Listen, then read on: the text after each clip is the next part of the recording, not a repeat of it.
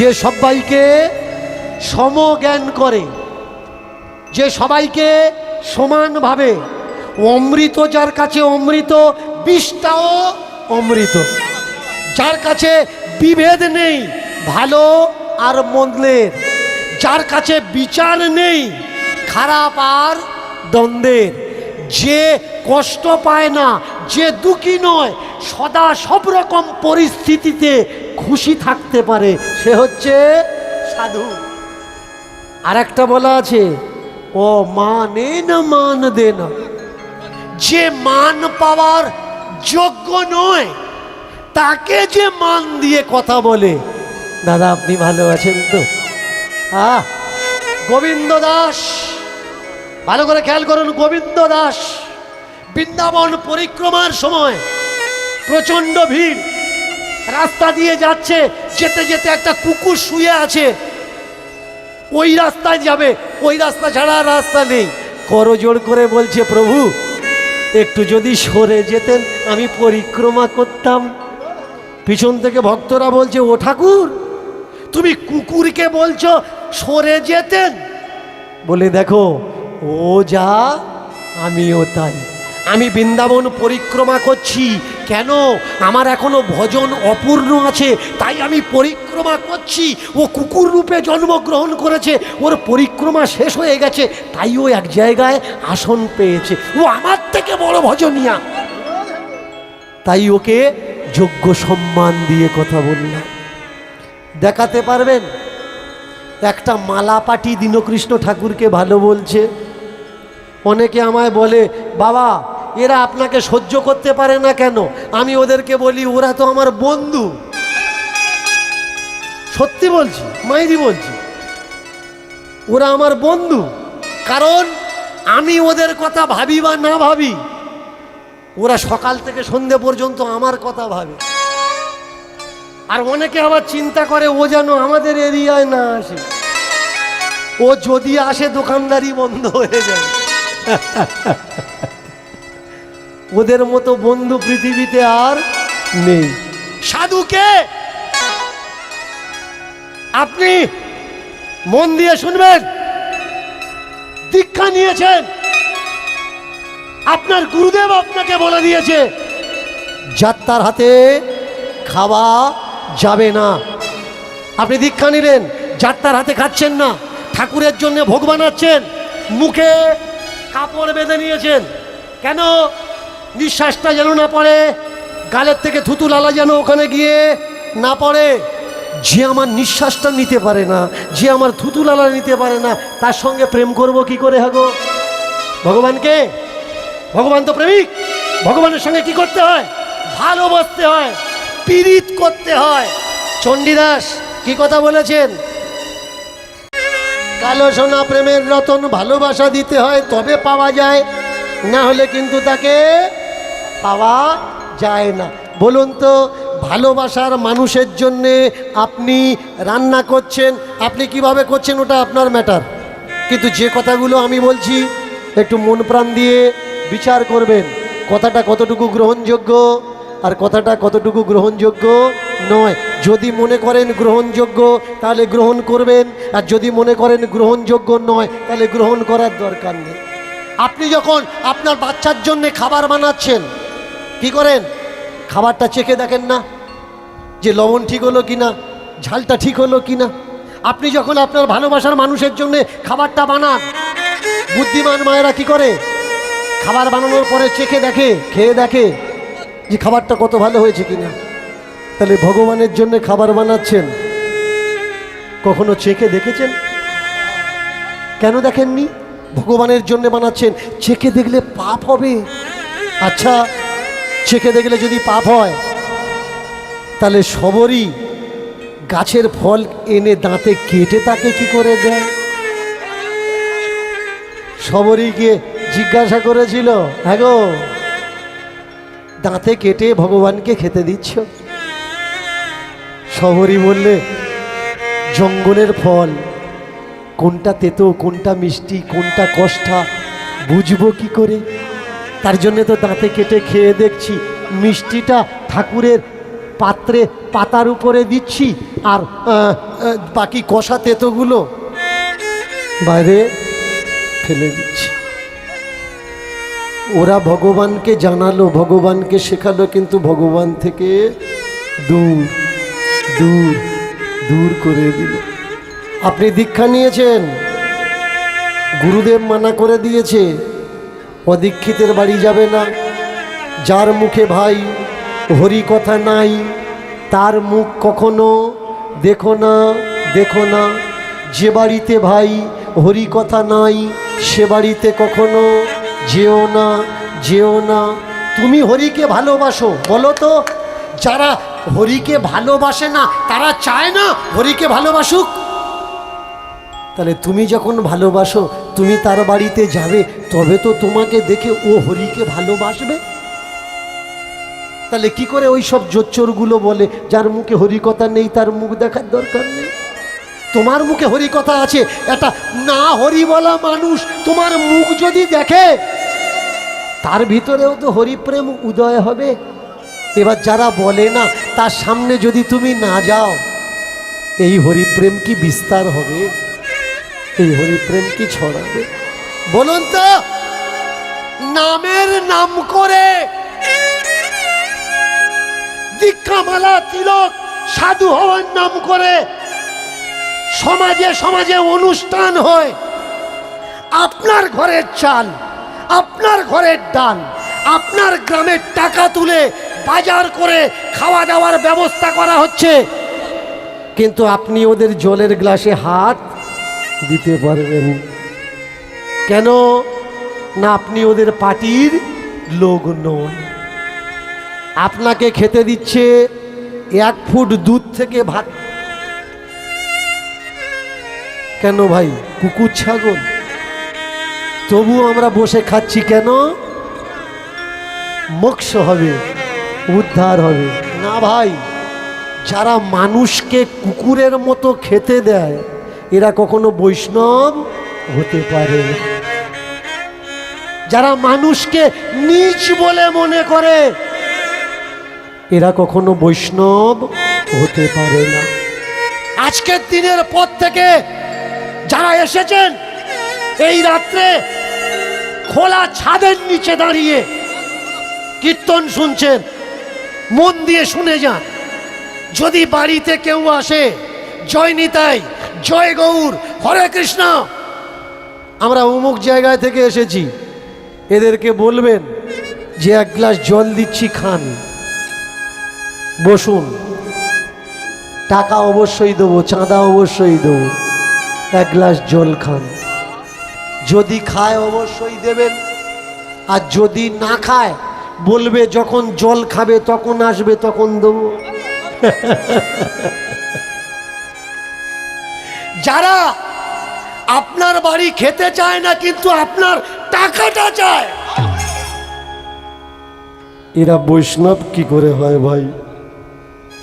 এরা তো আমার নিতাইয়ের আনা সেই বৈষ্ণব না, এরা তো আমার গৌরের আনা সেই বৈষ্ণব না। যারা বলছে আমরা নিরামিষ খাই, শুনে রাখো, আমরা আমিষ খাই না, যাত্রার বাড়িতে যাই না। ওই ভদ্রলোক যদি অসুস্থ হয় আর ডাক্তার বলে এর শরীরে রক্ত কম, রক্ত দিতে হবে, তো এ ডাক্তারকে কি বলবে যে ডাক্তার বাবু নিরামিষ রক্ত দাও? বলবে? ও চুপ করে থাকবে, দিচ্ছে দিক, নিজে বাঁচলি তবে বাপের না। তখন কিন্তু বলবে না নিরামিষ রক্ত দে। কখনো দেখেছেন কোনো মালা পরা লোক মুসলমানের বাড়িতে হরে কৃষ্ণ বলে টাকা চাইতে? কি দেখেছেন? দেখেননি না? কখনো দেখেছেন মালা তিলক কাটা কোনো বাবাজি মুসলমানের বাড়িতে গিয়ে বলছে জয় নিতাই, অমুক আশ্রম থেকে এসছি, কি দেবেন দিন? যায় না। কেন? ওরা এ ধর্মের মানুষ না, ওরা গরু খায়। তো গরু খাওয়া লোকের টাকা নেওয়া যাবে না, ও বাড়িতে যাওয়া যাবে না, পেঁয়াজ রসুন খায়। অনেক কিছু না খাওয়া জিনিস তারা খায়। এবার যদি রক্ত নেওয়ার প্রয়োজন হয় ওরা ডাক্তারের বলে, ডাক্তার এটা হিন্দুর রক্ত না মোল্লার রক্ত? বলে না, কারণ ওর বেলা এদের না নেই। আগে বুঝতে হবে যে সত্য কোনটা আর মিথ্যে কোনটা, প্রয়োজন কোনটা, সাধু হওয়ার দরকার। ভালো করে শুনুন, এ সমাজে সাধু হওয়ার থেকে মানুষ বড় দরকার। আপনি চেষ্টা করবেন 2 ঘন্টার ভিতরে সাধু হতে পারবেন, কিন্তু কোটি জন্ম তপস্যা করবেন মানুষ আপনি হতে পারবেন না। মানুষ হতে গেলে আপনার অনেক ত্যাগ দরকার, ত্যাগ দরকার, ত্যাগ দরকার, তবে আপনি মানুষ হতে পারবেন, না হলে আপনি মানুষ হতে পারবেন না। সবার উপরে কি, আপনি যখন জন্ম নিচ্ছেন তখন আপনি যখন জন্ম নিচ্ছেন কি হয়ে জন্মেছেন? হিন্দু হয়ে জন্মেছেন? না ভাই। মুসলমান হয়ে জন্মেছেন? না ভাই। জৈন হয়ে জন্মেছেন? বৌদ্ধ হয়ে জন্মেছেন? খ্রিস্টান, পার্সি, ঈসাই হয়ে জন্মেছেন?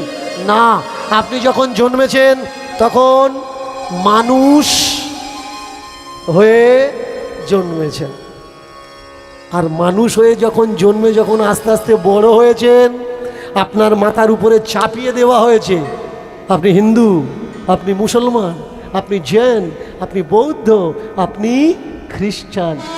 পেটে যখন ছিলেন জাত ছিল না, পেট থেকে বেরিয়ে এসছেন কোনো জাত নেই। যত দিন গেছে জাতের চাদরটা আপনার গায়ে আষ্টে পৃষ্ঠে জড়িয়ে দেওয়া হয়েছে। আপনি যখন জন্মেছেন তখন কি ছিলেন? মানুষ ছিলেন, কিন্তু জন্মানোর পরে বড় হয়েছেন, জাতিবাদী হয়ে গেছেন, মরে যাচ্ছেন, মানুষ হয়ে জন্মে মানুষের কোনো কাজকর্ম আমাদের ভিতরে রইল না। আগে কি হতে হবে? আগে আমাদের মানুষ হতে হবে। সাধু আমরা পরে হলেও হতে পারবো, কিন্তু আগে হতে হবে কি?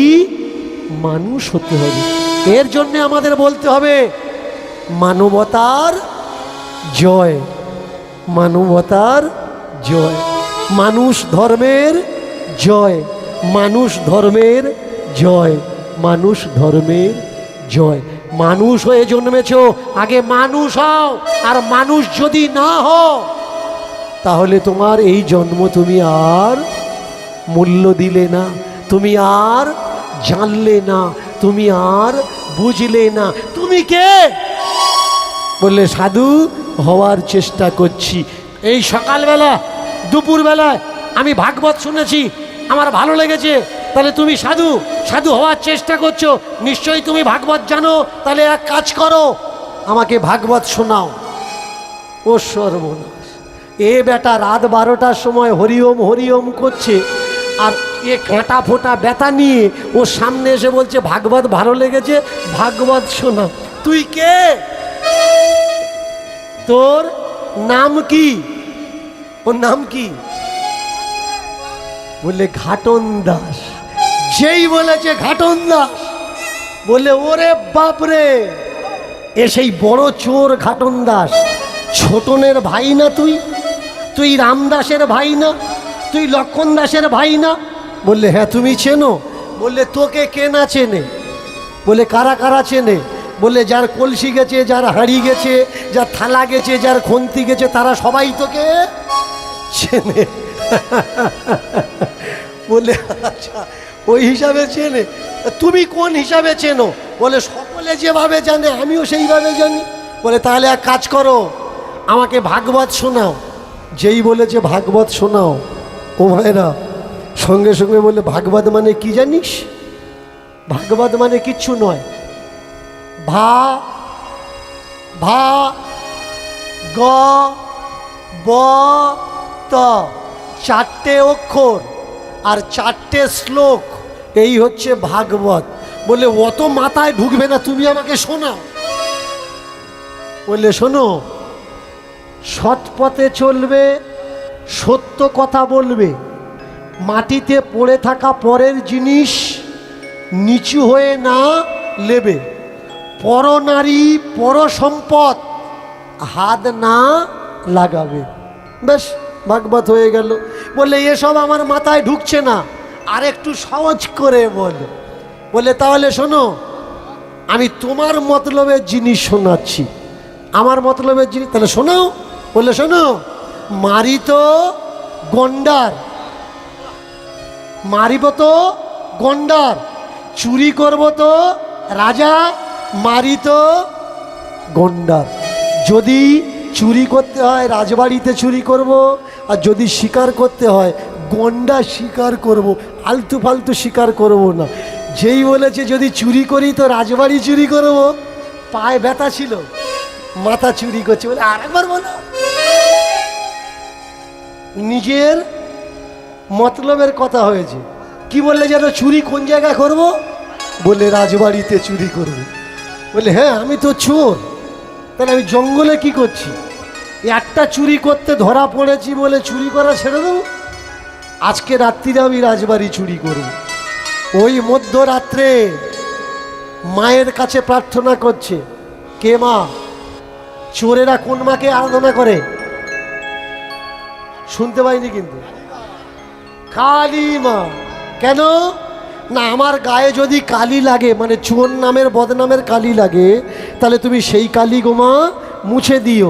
এর জন্য চোরেরা কাকে উপাসনা করে, ডাকাতরা কাকে উপাসনা করে? মা কালীকে।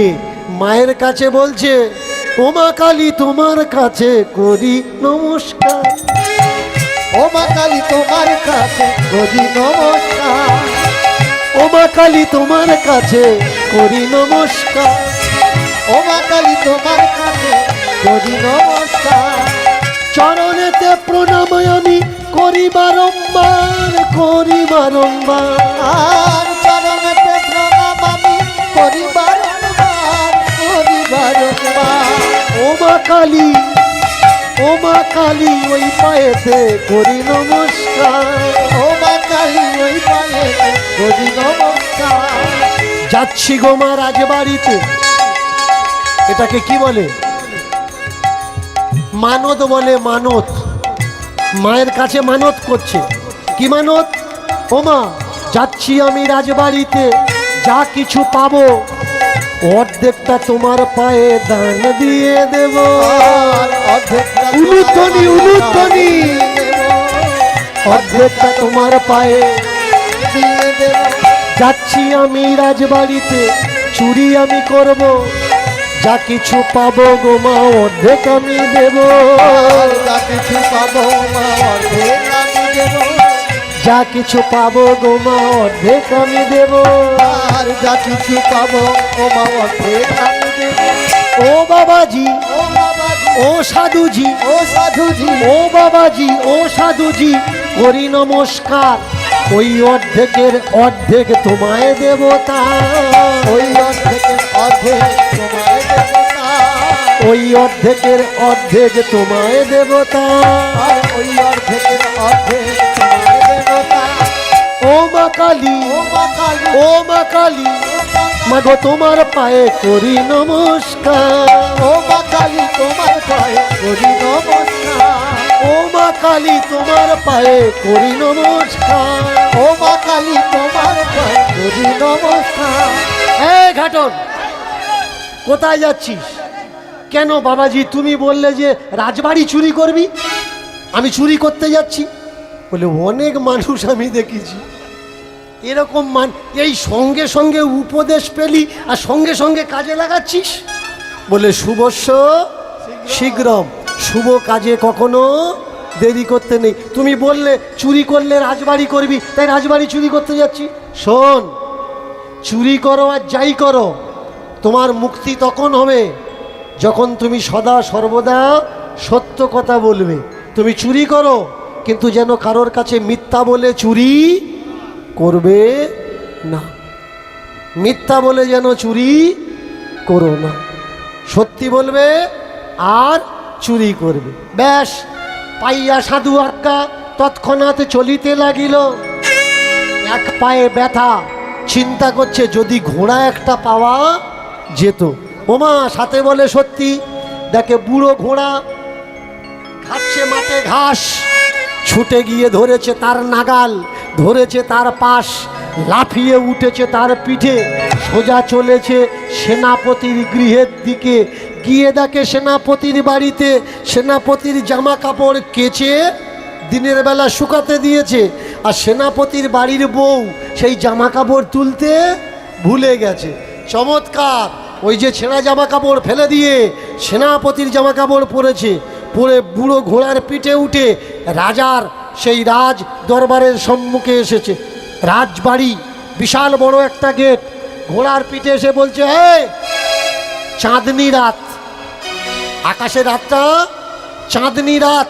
বলছে গেট খোল, গেট খোল। গেট খোল। কে তুই? গেট খুলবো। যেই বলেছে কে তুই গেট খুলবো, বললে আমি চোর। ঘোড়ার পিঠে বসে বলছে আমি চোর। যেই বলেছে চোর, লোহার গেট, একটা ফাঁক, একটা পকেট সিস্টেম ছিল, টেনে দিয়ে তার ভিতর থেকে তাকিয়ে বলে ও সব বোনাস, এ তো সেনাপতি, এই দরজা খোল। সেনাপতি আমাদের সঙ্গে ইয়ার কি করছে। দরজাটা খুলে দিয়েছে। দেওয়ার পরে 2 নাম্বার গেট, যাওয়ার পরে 2 নাম্বার গেট এসে দাঁড়িয়েছে। দাঁড়িয়ে বলে দরজা খোল। ভিতর থেকে আওয়াজ আসছে, কে তুই? বলে আমি চোর। যেই বলেছে চোর, ওই আবার পকেট সিস্টেম টেনে দেখে এই সর্বনাশ, সেনাপতি এসেছে, কোনো নিশ্চয়ই জরুরি রাজার তলব আছে, গেট খোল, গেট খোল। তাড়াতাড়ি গেটটা খুলে দিয়েছে। এইবার ঘোড়াটা ছেড়ে দিয়ে সরাসরি ঢুকেছে অন্দরমহলে। গিয়ে দেখে রাজা রানী পালঙ্কে শুয়ে আছে, আর গায়ের দামি দামি গহনাগুলো তারা খুলে রেখে ঘুমাচ্ছে। ওরে বাবরে, করেছে কি, বস্তা সঙ্গে করে এনেছিল। যত রাজার গহনাগাটি ছিল, যত রানীর অলংকার ছিল, বস্তা ধরে ভর্তি করেছে। ভর্তি করে গেটের কাছে এসে বলছে, এই দরজা খোল। বললে কে? বলে আমি চোর। বললে জানি জানি তুমি সেনাপতি। দরজা খুলে দিয়েছে। খুঁড়িয়ে খুঁড়িয়ে যাচ্ছে, কারণ পায়ে তো দুপুরবেলা বেলকাঁটা ফুটেছে, পা পাততে পারছে না, বেলকাঁটার ব্যথা। এইবার লাস্ট গেটের কাছে এসে বলছে, এই দরজা খোল। প্রহরীরা তাড়াতাড়ি উঠে বলে জানি জানি তুমি সেনাপতি। দরজাটা খুলে দিয়েছে। ওমা, এইবার বেরিয়ে গিয়ে নিজের ওই বুড়ো ঘোড়ার খুঁজে পাচ্ছে না।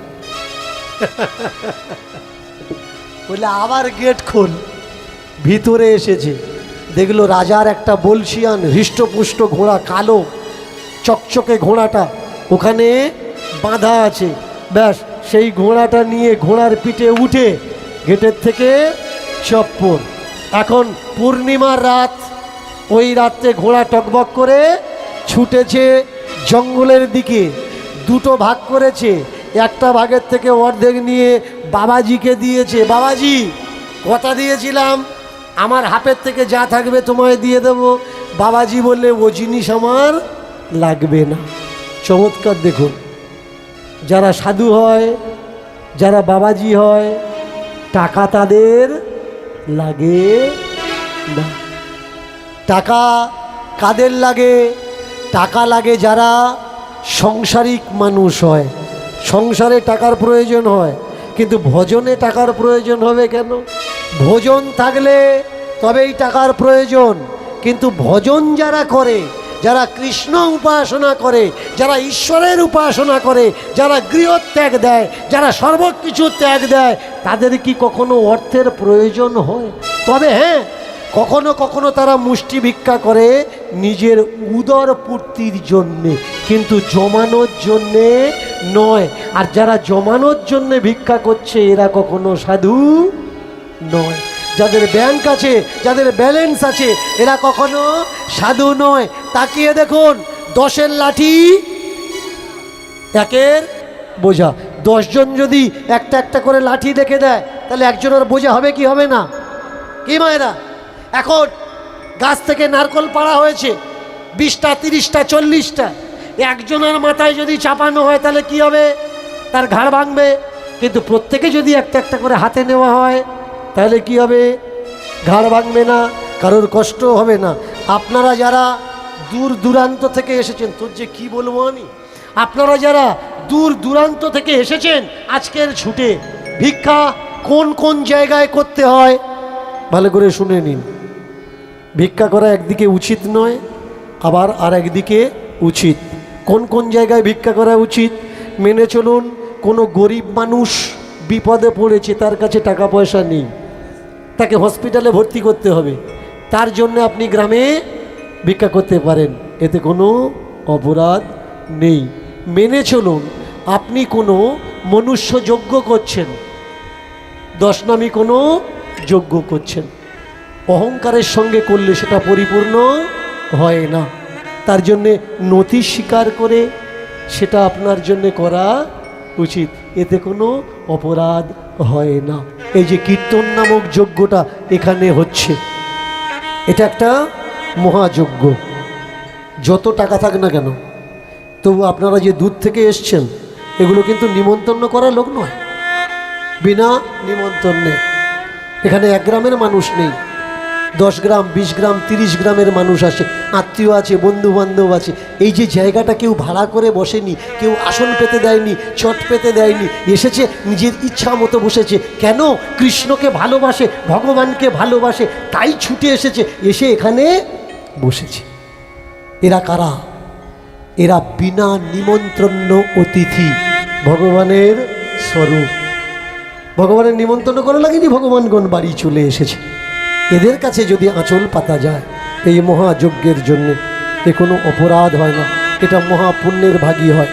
কমিটির তরফ থেকে ছেলেরা আপনাদের কাছে যাচ্ছে, আপনারা যে যেমন পারবেন এই হরিনাম মহাযজ্ঞের জন্যে যে যতটুকু পারবেন, নেই, ভালো করে মন দিয়ে কথাটা শুনবেন, নেই দেওয়ার দরকার নেই, দেওয়ার ইচ্ছা নেই, গেছে মান সম্মানের খাতিরে দেবেন, দেবেন না। যদি মনে হয় দেওয়ার প্রয়োজন অবশ্যই দেবেন, আর যদি মনে হয় দেওয়ার প্রয়োজন নেই তাহলে দেওয়ার প্রয়োজন নেই। প্রেম সে নিতাই গৌর হরি। ওরা আপনাদের ভিতরে যাচ্ছে, ততক্ষণ মাধুগিরি চলুক আর ততক্ষণ আমাদের কীর্তন চলুক। ছেলেটা করেছে কি, সাধুর কাছে এসেছে, এসে সাধুর কাছে এসে অর্ধেকের থেকে অর্ধেকটা নিয়ে বাবাজিকে দিয়েছে। বাবাজি বললে টাকা নেবো না বলে জঙ্গলে আসলাম, আর সেই সোনা দানা নিয়ে তুই আমাকে দিয়ে দিচ্ছিস, কি হবে এই সোনা, কি হবে এই দানা, এ আমার লাগবে না, যা ফিরে যা। এইবার তাড়াতাড়ি করে সেই সোনা দানাগুলো নিয়ে, তখন আস্তে আস্তে সকাল হয়েছে, এসেছে কোথায়? কথা দিয়েছিল, মায়ের কাছে মানত করেছিল যে মা আমি যদি পুরোটা পাই, যা পাবো অর্ধেকটা তোমার, আমি যা চুরি করে পাবো অর্ধেকটা আমি তোমাকে দেব। সকালবেলা রাজা এসেছে মায়ের মন্দিরে, আহা চোর এসেছে মায়ের মন্দিরে, আর ওদিকে রাজা সকালবেলা ঘুম থেকে উঠেছে, ঘুম থেকে উঠে আড়মোড়া করে টান দিয়েছে, টান দিয়ে তাকিয়ে দেখে হিরে খচিত সোনা খচিত সেই জামা কাপড় আর নেই।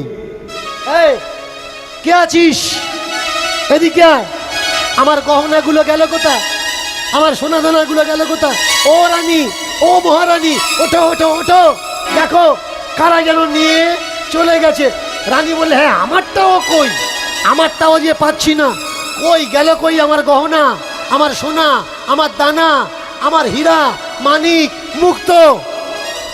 মনে হয় তাহলে চুরি হয়েছে। আরে রাজার বাড়ি, রাজার রাজত্বে এতগুলো দাড়ি, এতগুলো প্রহরী, এতগুলো রক্ষক, তাহলে চুরি হলো কি করে? কে চুরি করেছে? যেই বলেছে কে চুরি করেছে, দাড়িদের ডেকেছে, এই রাত্রে কে এসছিল বল? যেই বলেছে রাত্রে কে এসছিল, বলে মহারাজ রাত্রে সেনাপতি এসছিল। ডাক দাও সেনাপতিকে।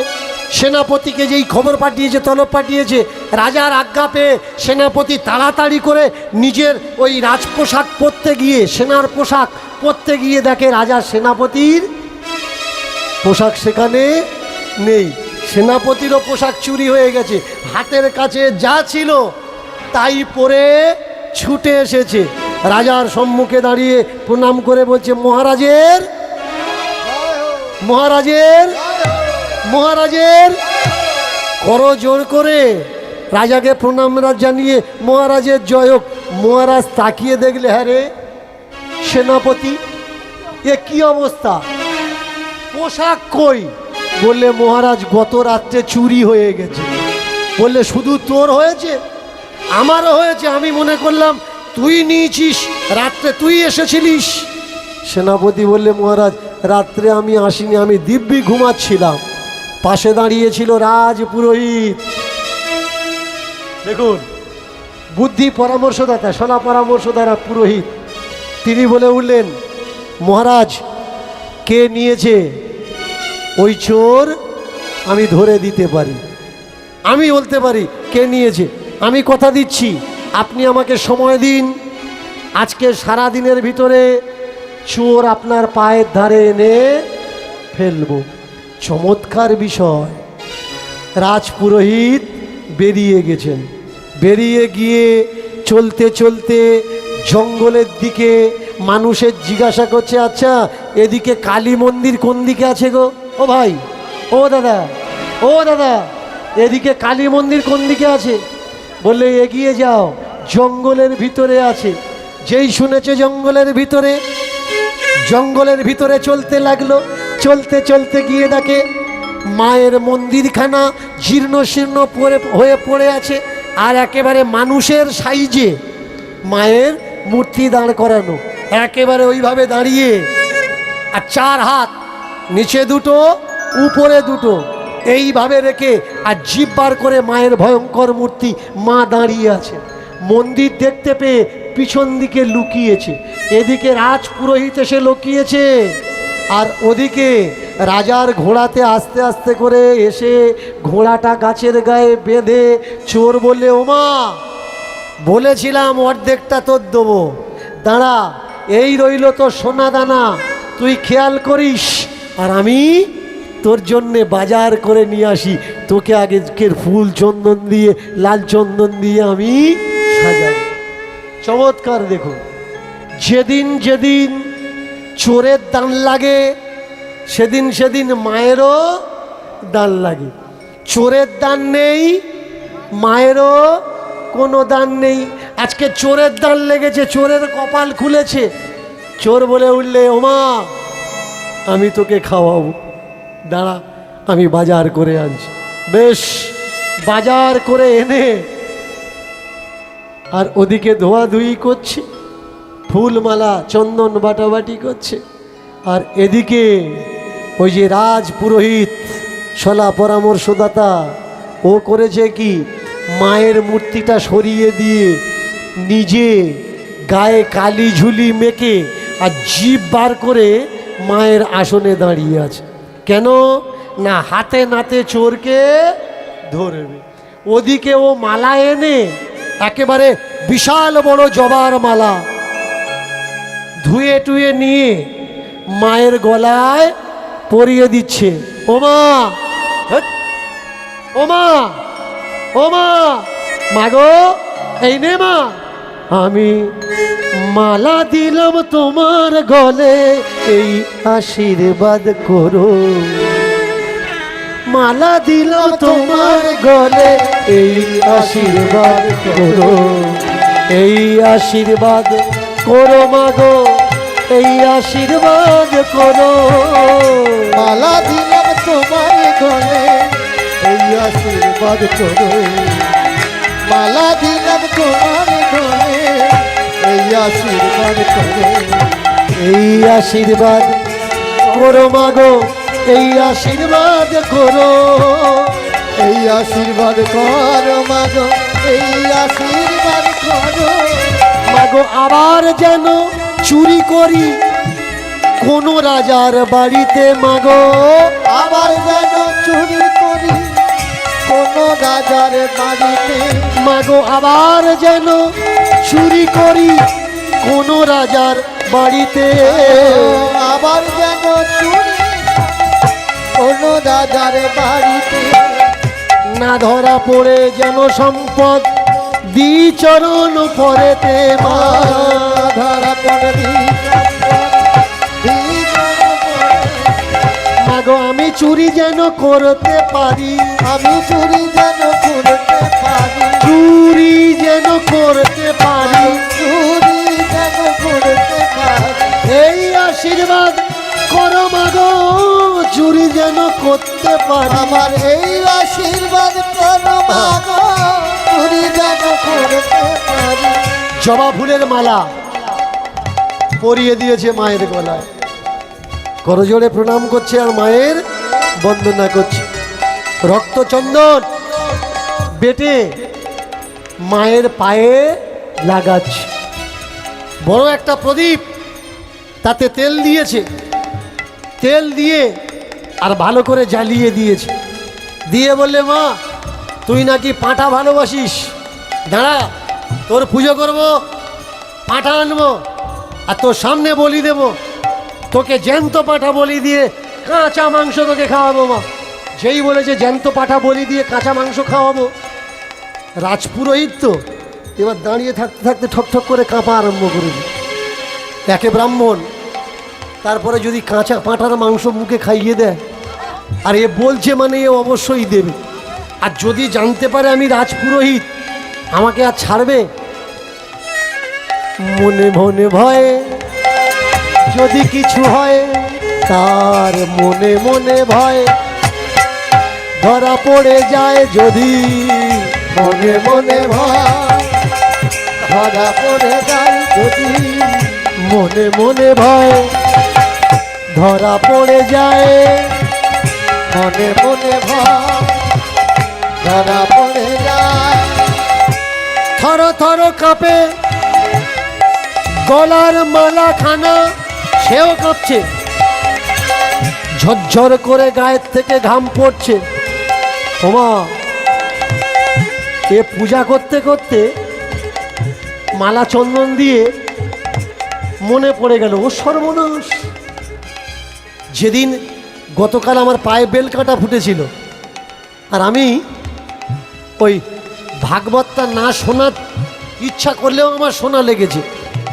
ভাগবতে আমি 3টে উপদেশ পেয়েছিলাম, 3টে ভাগবতে উপদেশ পেয়েছিলাম। উপদেশটা কি মায়েরা, কি উপদেশ? ভগবান চিনব কি করে? ভগবানের গায়ে ঘাম হয় না। যেই বলেছে পাঁঠা বলি দেবো আর কাঁচা মাংস খাওয়াবো, ওর ভয়ে গায়ের থেকে ঘাম বেরিয়ে আসছে। এ পূজা করতে করতে চিন্তা করছে, কালকের ভাগবতে শুনলাম ভগবানের গায়ে ঘাম হয় না, আর আজকের মায়ের গায়ে ঘাম হচ্ছে কেন? তাহলে নিশ্চয়ই ইয়ে মা নয়। ভয়ে মা ঠক ঠক করে কাঁপছে, দেখে মায়ের মালাটাও দুলছে। এ তখন চিন্তা করছে তাহলে এ মা নয়। আর একটা পরীক্ষা, সে পরীক্ষাটা কি দেখবো এ ছায়া পড়ে কিনা।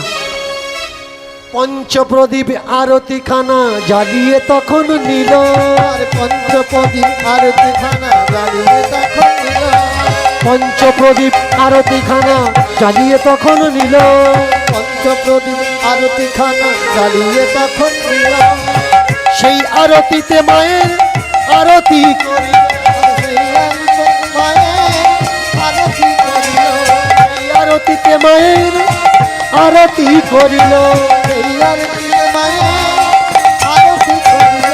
দেখো দেখো কেমন সাজে, দেখো কেমন জবা রক্ত চন্দনে, দেখো দেখো কেমন সাজে, জবা রক্ত চন্দনে, দেখো দেখো কেমন সাজে। জবা রক্ত চন্দনে মায়ের গলায় ফুলের মালা। জবা রক্ত চন্দনে, জবা রক্ত তাই গৌর হরি হরি। জবা রক্ত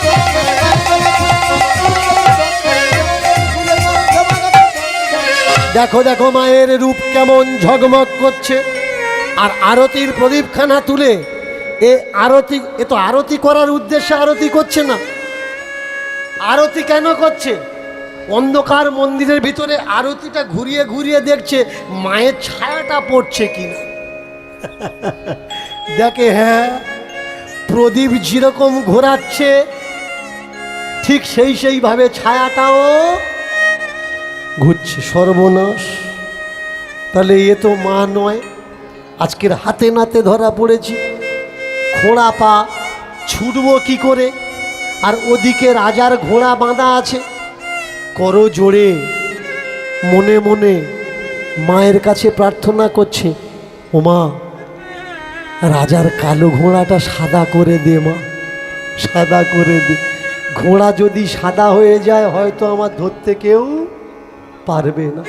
ও মা, ঘোড়াটা সাদা করে দে মা, ঘোড়াটা সাদা করে দে। চমৎকার বিষয় দেখুন, ডাকছি কাকে? মাকে। আপনারা আমরা যারা ঠাকুরের কাছে মানসিক করি তো অনেক সময় করি না, ঠাকুরের কাছে মানত করি। কি করে করেন? ইংরাজি, হিন্দি, সংস্কৃত বলেন। যখন মনে মনে ঠাকুরের কাছে মানত করেন কি ভাষায় বলেন? কি ভাষায় মানত করেন? আপনার ভাষা। আপনি যে ভাষায় কথা বলেন সেই ভাষাটা মুখে উচ্চারণ না করে মনে মনে বলেন যে ঠাকুর, মেয়েটার উচ্চ মাধ্যমিক পরীক্ষা পাশ করিয়ে দাও ঠাকুর, 5 কিলো বাতাসা দেবো। আর ঠাকুর যদি ঘুষ দেওয়ার কথা শোনে, ঠাকুর না দিয়ে পারবে? ব্যাস, ঘুষের লোভ সকলের আছে, ঠাকুরেরও আছে। পরিমাণটা যদি বেশি হয়, ঠাকুর না নিয়ে পারবে? প্রার্থনা করছে, ঠাকুর হাফ বলেছিলাম ফুল দেবো, পার ব্যথাটা কমিয়ে দাও যাতে ছুটে পালাতে পারে, আর ঘোড়াটা, কালো ঘোড়াটা সাদা করে দাও যাতে ধরতে না পারে, আর মনে বল দাও, গায়ে শক্তি দাও, ছুট যেন 2-10 গ্রাম পরে গিয়ে থামে, কেউ যেন আমাকে ধরতে না পারে। মা মনে মনে মানত করছে। আপনি, আমরা সবাই যারা ঠাকুরের কাছে মনে মনে মানসিক করি, ঠাকুর শোনে তো? কি মারা, জোরে বলুন, শোনে তো? কিন্তু সেই মানত চুকানোর সময় সংস্কৃত বলা লাগে কেন? মন্ত্র কেন বলা লাগে? মনে মনে বাংলা কথাটা শুনে নিল, তোমার মনোবাসনা পূরণ করে দিল, আর সেই মানত চুকাতে গিচ্ছ তুমি, মাঝখানে একজন চলে আসলো, এসে বললে এখন আর বাংলায় হবে না, এবার সংস্কৃত ঝাড়া লাগবে। তবে ঠাকুর মানতের মাল নেবে, না হলে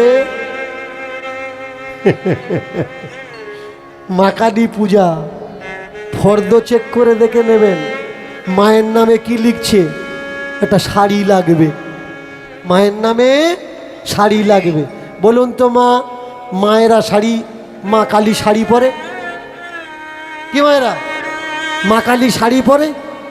তো পুজোর ফর্দে শাড়ি লিখলো, আপনি শাড়ি একটা আনলেন কালী পূজার জন্যে, যে ঠাকুরমশাই বলেছে তাহলে কাপড়টা নিয়ে আসি। ঠাকুরমশাই ওই কাপড়টা মা কালীর পরায় নাকি ভাঁজ, যেরকম ভাঁজ ওরম করে মায়ের পায়ের ধারে রেখে দেয়? কেন? ভাঁজ খুললে ও আর দোকানে বিক্রি হবে না। পুজো হয়ে গেল, মালকড়ি গুছিয়ে নিয়ে অন্য দোকানে কাপড় ঢুকছে, নে হাফ দাম দে, কালী পুজোর মাল। আপনার মা উলঙ্গ হয়ে আছে, কাপড় পরাবে বলে লিস্ট করে দিল, আর আপনি সেই লিস্ট অনুপাতে কাপড় নিয়ে আসলেন কিনে, আপনার মাকে কাপড় না পরিয়ে ওই কাপড় বিক্রি করে দিচ্ছে। তাহলে সত্যি যদি আপনার মা হতো, বুকে হাত দিয়ে বলুন তো, মাকে যদি কাপড় না পরাতো, আপনি পূজারীকে বলতেন না যে আমার মা উলঙ্গ, কাপড় কিনে দিয়েছি, আপনি পরাননি কেন? অবশ্যই জিজ্ঞাসা করতেন, কিন্তু আপনি জিজ্ঞাসা করছেন না। কেন জিজ্ঞাসা করছেন না? কারণ মা কালীকে আপনি মা বলে মানেন না। যদি মানতেন তাহলে মা কালী কি আজও পর্যন্ত উলঙ্গ হয়ে দাঁড়িয়ে থাকতো? আমার মা পাগল হতে পারে কোনো কারণে, কাপড় তার নেই, খুলে গেছে, কিন্তু ছেলেদের কর্তব্য কি? মা উলঙ্গ হয়ে গেছে বলে মাকে উলঙ্গ করে রাখা, নাকি কাপড় কিনে মাকে পরানো? জবাব দিতে পারবেন? সেই যুগ থেকে এই যুগ পর্যন্ত আজও মা উলঙ্গ কেন? কারণ ওই মায়ের কোনো যোগ্য ছেলে এখনো তৈরি হয়নি যে মাকে কেউ একটা কাপড় কিনে পরাবে। আর কাপড় তো কিনে অনেকে দেয়, কিন্তু এখনো সেই যোগ্য পূজারি জন্মায়নি। ধান্দাবাজেরা ব্যাগের ভিতর নিয়ে চলে যাচ্ছে। আর এই কথাগুলো যখন আমি বলি, ওরা আমায় বলে দীনকৃষ্ণ ঠাকুর ব্রাহ্মণদের নিন্দে করছে। আমি যদি বলতাম এই দেয় একখানা দিচ্ছিস, সায়ার ব্লাউজটা দে, ওরা বলতো দীনকৃষ্ণ ঠাকুর ঠিক কথা বলেছে। দিলে মার, পড়ল কে? এখন তো আবার সাধ্যে অনেকে খড়ম নিচ্ছে না। সাধ্যে কি দেয়? খড়ম দেয়। কি দিচ্ছে? জুতো। বলো তো জুতো কে পরবে? তোমার বাবা না ও? পার মাপ দিয়ে দিচ্ছে। 32 নিস, 32। ভূতে পড়বে তো, পার মাপ বলে দিচ্ছে। তোমার মাথায় টুপি পরিয়ে তোমাকে বোকা বানানো হচ্ছে, তুমি বুঝতে পারছো না। সত্য কোনটা জানো? ভালো করে শোনো। অনেকে চলে গেছে, কাজকর্ম আছে, তবু যে কটা আছে তাদের শোনার দরকার। সত্য কি?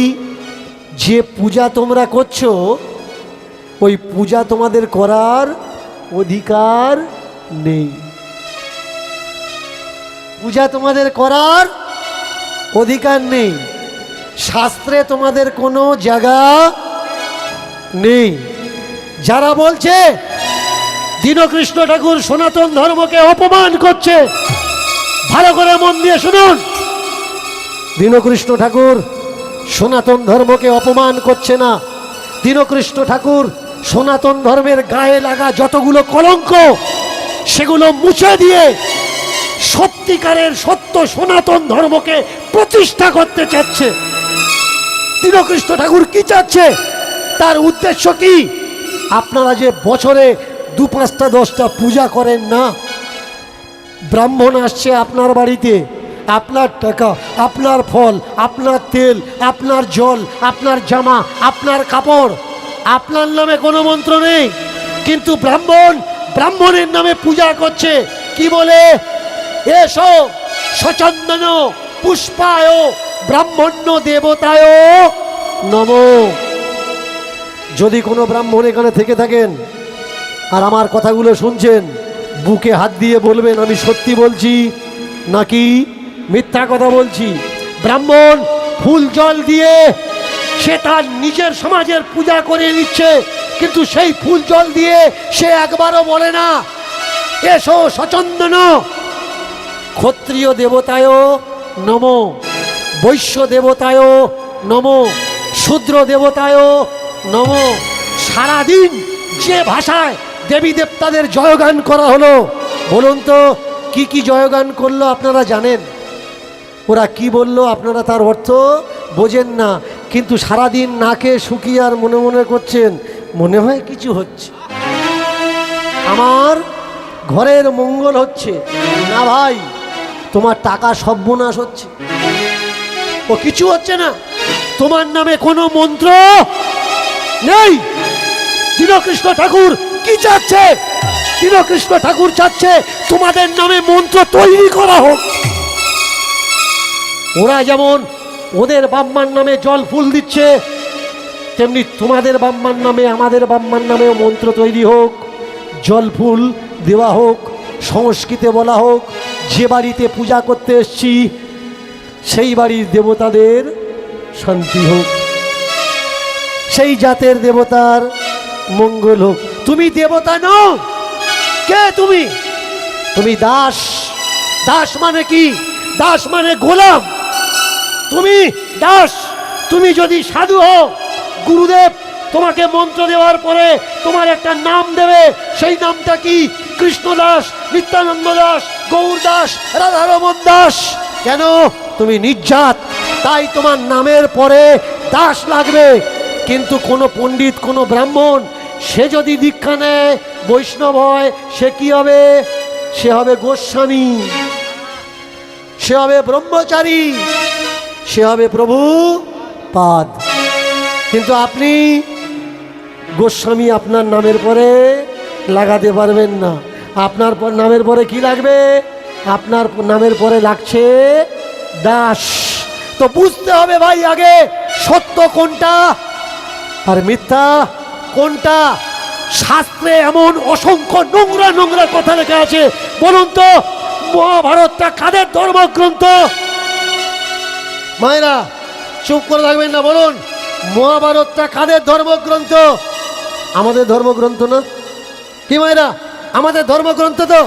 জোর করে বলুন। প্রথম পর্বটা পড়ে নেবেন, আদি খণ্ড, মহাভারতের আদি পর্বটা পড়বেন। সেখানে দেখবেন একটা মা তার সতীনের ছেলেকে বলছে যে বাবা, আমার ছেলেটা মারা গেছে, তার বংশ রক্ষা কি করে হবে? তুই বৌমাদের ঘরে যা আর তাদের পেটে বাচ্চা দে, সন্তান উৎপাদন কর, তবে বংশ রক্ষা হবে, তবে সিংহাসন বাঁচবে, তবে রাজ্য রক্ষা পাবে। মাটাকে, মাটার নাম হচ্ছে মৎস্যগন্ধা, মাটার নাম হচ্ছে পদ্মাবতী, মাটার নাম হচ্ছে সত্যবতী। ছেলেটার নামকে, ছেলেটার নাম হলো ভীষ্ম। ছেলেটা বললে মা, বৌমাদের ঘরে আমি যেতে পারবো না। ভাইয়ের নাম কি? ভাইয়ের নাম বিচিত্র বীর্য। ভালো করে কথাগুলো মন দিয়ে শুনবেন, ধর্মগ্রন্থের নোংরামি কোথায়। এবার ভীষ্ম যখন যেতে চাইল না, ভীষ্মকে বলছে বাবা তুই যদি না যাস হবে কি করে?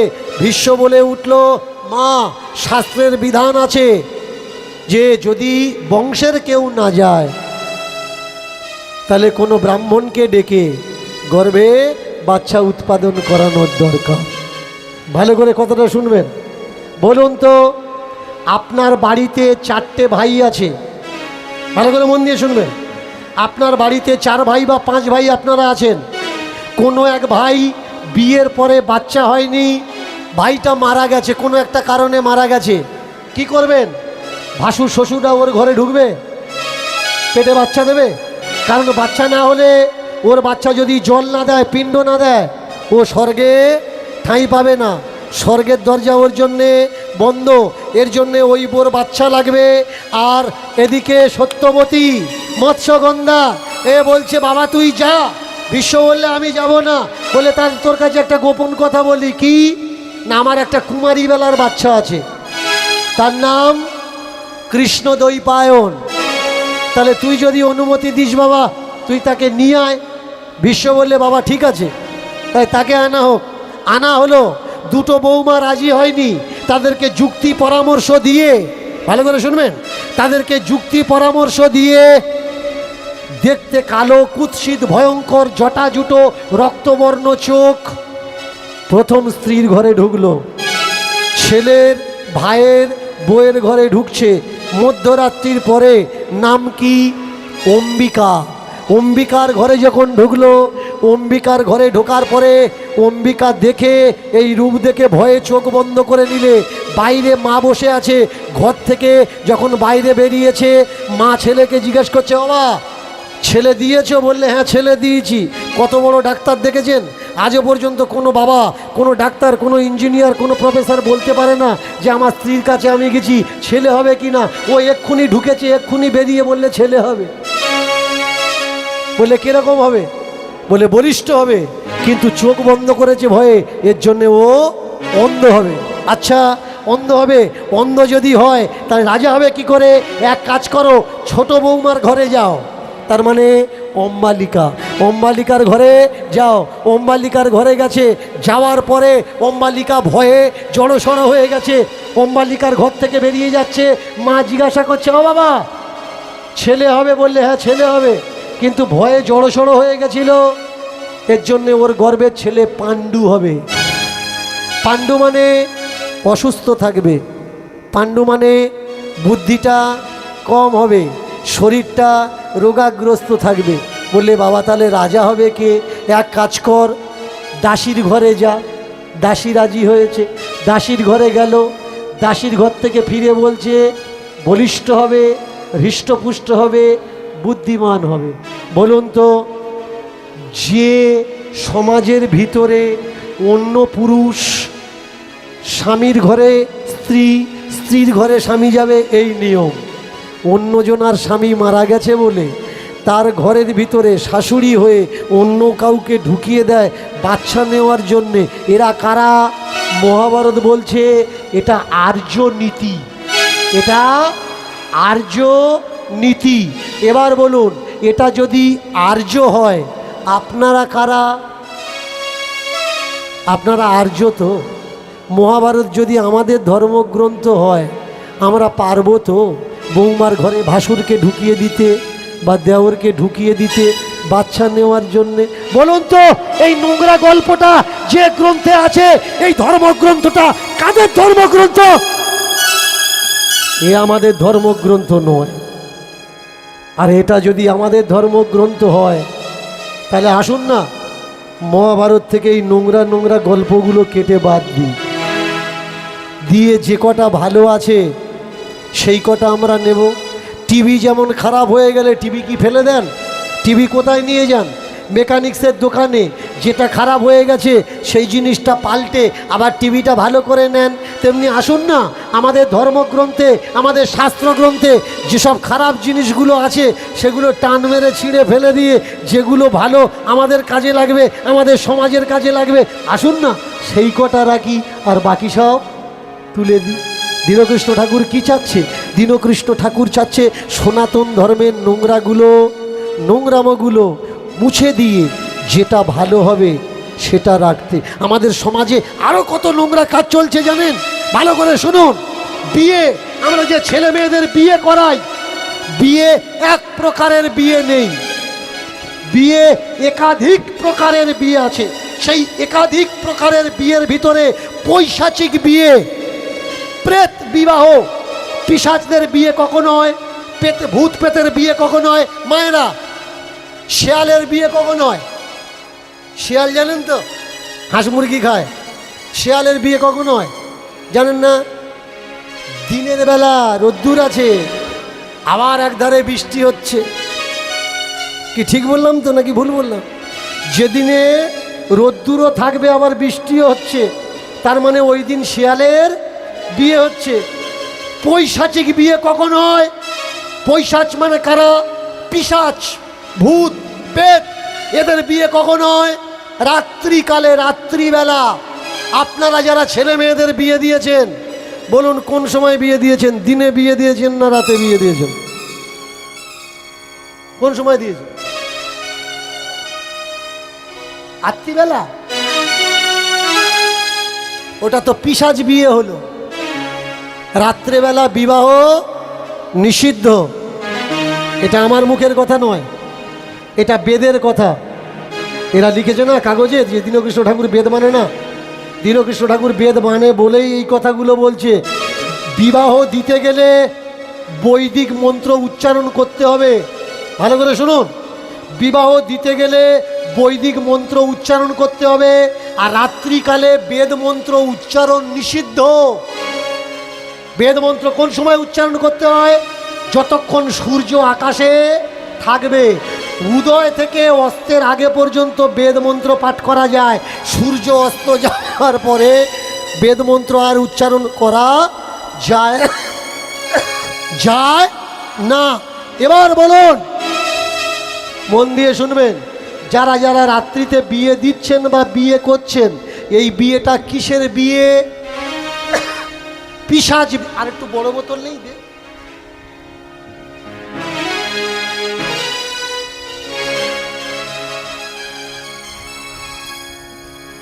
এবার রাত্রিরে বিয়ে হচ্ছে, ওই বিয়েটাকে কি বলে?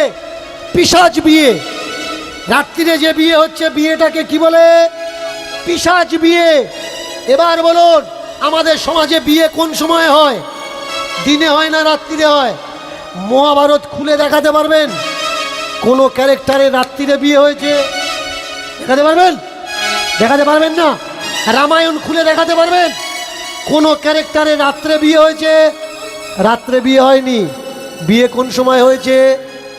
দিনের বেলায় হয়েছে। ভাগবত খুলে দেখুন, কৃষ্ণ অর্জুন কোন সময় বিয়ে হয়েছে? রাত্রে নয়, দিনের বেলা বিয়ে হয়েছে। ভাগবত ভালো করে খুলে দেখুন, পঞ্চপাণ্ডব থেকে দ্রৌপদী পর্যন্ত বিয়ে কোন সময় হয়েছে? বিয়ে রাত্রিকালে নয়, বিয়ে হয়েছে দিনের বেলা। আমাদের ধর্মগ্রন্থ, আমাদের শাস্ত্রগ্রন্থ আমাদের অনুমতি দেয় দিনের বেলা বিয়ে দেওয়া। তাহলে আমরা যারা রাত্রে বিয়ে করছি বা বিয়ে করাচ্ছি, বিয়ে দিচ্ছি, বিয়ে পড়াচ্ছি, এ তো আমার সমাজের নিয়ম নয়। আসুন না, যেগুলো কুসংস্কার সেগুলো আমরা শুধরে নিয়ে যেটা সুসংস্কার সেটা আমরা করি। বিয়ে করতে কি হয়? বিয়ে করতে লাগে সূর্য সাক্ষী, বিয়ে করতে লাগে চন্দ্র সাক্ষী, বিয়ে করতে লাগে গ্রহ নক্ষত্র সাক্ষী। তাহলে রাত্রে যদি বিয়ে হয়, আপনি আকাশের দিকে তাকাচ্ছেন আর বলছে ওই দেখ ওই দেখ, কি দেখাচ্ছে? কি মায়েরা কি দেখাচ্ছে? আকাশে কি দেখায়? হ্যাঁ, কি দেখায়?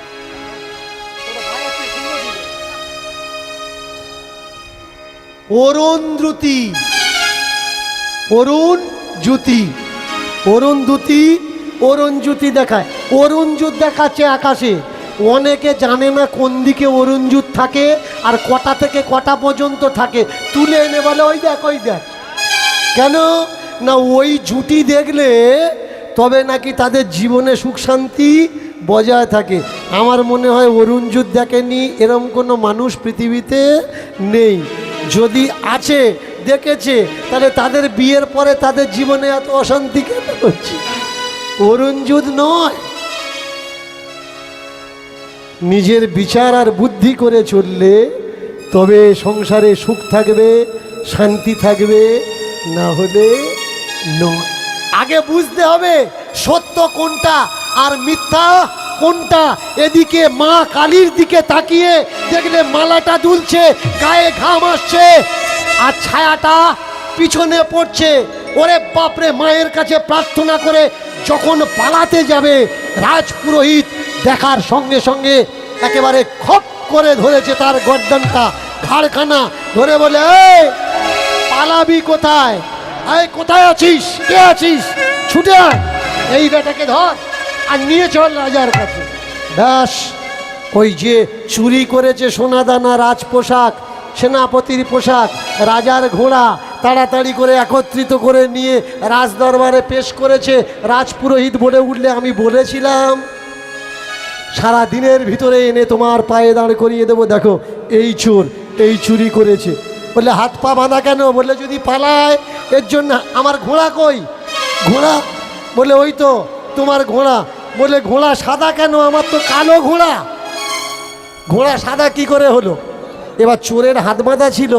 চোর বলছে, মহারাজ আমি মায়ের কাছে প্রার্থনা করেছিলাম ঘোড়ার গায়ের রং সাদা করে দাও। মা ঘোড়ার গায়ের রং সাদা করে দিয়েছে। তুই প্রার্থনা করলি আর মা ঘোড়ার গায়ের রং সাদা করে দিল? হ্যাঁ হ্যাঁ, সাদা করে দিল। হেই, কে আছিস? এর হাতের বাঁধনটা খুলে দে, পায়ের বাঁধনটা খুলে দে, একটা সিংহাসন নিয়ে আয়, এখানে রাখ, আয় এখানে বস, এর উপরে বস। বসেছে, সিংহাসনে বসেছে। তুই চোর? হ্যাঁ মহারাজ, আমি চোর। তুই চুরি করেছিস? হ্যাঁ মহারাজ। আচ্ছা, এত প্রহরী থাকতে তুই ঢুকলি কি করে? বলে মহারাজ আমি ঘোড়া নিয়ে আসলাম, ঘোড়ার পিঠে উঠে এসে আপনার দরজার ধারে বললাম, এসে দরজা খুলে দাও। ওরা তোকে বাধা দিল না? বাধা দিল তো? জিজ্ঞাসা করেনি তুই কে? জিজ্ঞাসা করলো তো তুই কি বলেছিস? বললে আমি বলেছি আমি চোর। বলে তুই চোর জানা সত্ত্বেও শোনা সত্ত্বেও খুলে দিল। ব্যাস, সঙ্গে সঙ্গে ওরা দরজাটা খুলে দিয়েছে। তুই চোর বললি, ওরা খুলে দিল। বললে হ্যাঁ, রাত্রেবেলা এক বাবাজির কাছ থেকে শুনেছিলাম যতদিন বাঁচবে সত্য কথা বলবে, মিথ্যে কথা বলবে না, সত্যের পথে চলবে। আর চুরি করবে তো রাজবাড়িতে করবে। ব্যাস, আমি সত্য কথা বললাম, রাজবাড়িতে চুরি করার জন্য আসলাম। আর ভাগ দেওয়ার জন্য যখন বাবাজির কাছে গেলাম, বাবাজি নেয়নি। যখন গেলাম মায়ের কাছে, গিয়ে আমার বাবা আমাদের সত্য করিয়েছিল বুকের উপরে হাত রেখে, জীবনে ভাগবত শুনবে না, সাধুসঙ্গ করবে না, কীর্তন শুনবে না, কোথাও যাবে না। তো ব্যাস, ওই চুরি করে একদিন আসার সময় পায়ে বেল কাঁটা ফুটলো, ডাবরটা ফেলে দিলাম, দেখলাম অনেক মানুষ বসে আছে, পিঠ বাঁচানোর জন্যে তাদের ভিতরে গিয়ে ঢুকলাম। আর ঢোকার পরে কানে হাত দিলাম, বুঝতে পারলাম এটা ভাগবত হচ্ছে। আমি ভাগবত শুনবো না, বাবাকে কথা দিয়েছি, মরার সময়ও কথা দিয়েছি। ব্যাস, দুটো কানে যখন হাত রেখেছি, হাত রাখার পরে পা যন্ত্রণা হচ্ছিল, পায়ের কাঁটাটা তুলতে গিয়ে তিনটে উপদেশ শুনলাম। ভগবান চিনবে কি করে? মালা ভগবানের দোলে না, ভগবানের ঘাম হয় না, আর ভগবানের ছায়া দিবারে মাটিতে পড়ে না। মাকে যখন পূজা করছি দেখলাম মায়ের গায়ের থেকে ঘাম বেরুচ্ছে, মায়ের গলার মালাটা দুলছে। আর আরতিটা নিয়ে চেক করে দেখলাম যে মায়ের ছায়াটা দিবারে পড়ছে। বুঝতে পারলাম এটা ভগবান নয়। পিঠ বাঁচানোর জন্যে যখন পালাতে গেলাম, তখন এরা তো আমার ধরে আপনার কাছে নিয়ে আসলো। বলে পৃথিবীতে অনেক জিনিস আমি দেখেছি, অনেক মানুষ আমি দেখেছি, কেমন সৎপথে থাকা, সত্য কথা বলা চোর আমি দেখি। আজ থেকে তোরা আর চুরি করা লাগবে না। এক কাজ কর, তোর যত জায়গা লাগে, জমি লাগে, আমি তোকে দেব। নে, তুই চাষবাস কর, খেটে খা। ক ভাই তোরা? বাবা মা কজন? ফ্যামিলিতে পরিবারে কজন আছিস? ছোটবেলা মা মারা গেছে, কদিন আগে বাবা মারা গেছে, 4 ভাই আমরা। আর চুরি করা লাগবে না। যতটা জায়গা তোদের দরকার নিয়ে নে, আমার রাজত্বের যেখান থেকে দরকার। চাষবাস কর, খেটে খা। আমি কথা দিলাম তোদেরকে কেউ কোনো দুঃখ দেবে না, কেউ কোনো কষ্ট দেবে না। একাধারে নিষেধ অবস্থায় ভাগবত শুনল। 3টে উপদেশ কীর্তন থেকে, ভাগবত থেকে পেয়েছিল। 3টে উপদেশ জীবনে কাজে লাগিয়েছে। লাগানোর পরে বুঝতে পারল বাবাজির থেকে ভাগবত শুনতে চেয়েছিল, বাবাজি ভাগবত বলেছে কিন্তু কঠিন করে, বললে আরও সহজ, আরও সহজ বলেছে, বলে আমার মতো করে বলো। উপদেশ একটা দিয়েছে, চুরি যদি করতে হয় রাজার বাড়ি করো, মারতে যদি হয় গন্ডার মারো, ছোটোখাটো কিছু করো না, করলে তুমি বড় কিছু করো। ব্যাস, 4টে উপদেশ তার জীবনকে পরিবর্তন করে দিয়েছে। এবার ভক্তমণ্ডলী, ভক্তিমতী মায়েরা যারা দূর দূর থেকে এসেছেন, আজকের যে লীলাটা আমরা সবাই আস্বাদন করলাম, বলুন তো, এই যে ঘাটন দাস, এই লীলাটা আমার মন গড়া লীলা নয়। পাবেন কোথার থেকে? ভক্তমাল গ্রন্থ। ভক্তমাল গ্রন্থে পড়বেন, পড়লে বুঝতে পারবেন ঘাটন দাসের জীবনী কথা, ঘাটন দাসের চরিত্র কথা। কে এই ঘাটন দাস বলুন তো? এ তো কোনো তুলসীর মালা নেয়নি, এ তো কোনো দীক্ষা নেয়নি, এ তো কোনো চৈতন্য রাখেনি, কোনো সাধু সঙ্গ, কোনো বৈষ্ণব সঙ্গ, কোনো গুরু সঙ্গ, কোনো ভাগবত, শুধু কানে এসেছে আর সেই উপদেশটুকু পালন করেছে। সত্য কোনটা? সত্য সৎ উপদেশকে জীবনে গ্রহণ করো আর জীবনে তাহা প্রতিফলিত করো, কার্যে রূপান্তরিত করো। তাহলে ভগবান তোমার অবশ্যই কৃপা করবে, ভগবান তোমার অবশ্যই করুণা করবে। একবার জোর করে আমার কণ্ঠে কণ্ঠ মিলিয়ে বলবেন, সত্য সনাতন ধর্ম কি? জয় সত্য সনাতন ধর্ম কি? জয় সত্য সনাতন ধর্ম কি? জয় পিতা মাতা ভগবান কি? জয় পিতা মাতা ভগবান কি? জয় পিতা মাতা ভগবান কি? জয় এবার দেখো দেখো মিলন হইল আজ হয়। মায়েরা একটা বার্তা মন দিয়ে শুনবেন। আমার সঙ্গে 127খানা অর্গানাইজেশন যুক্ত আছে।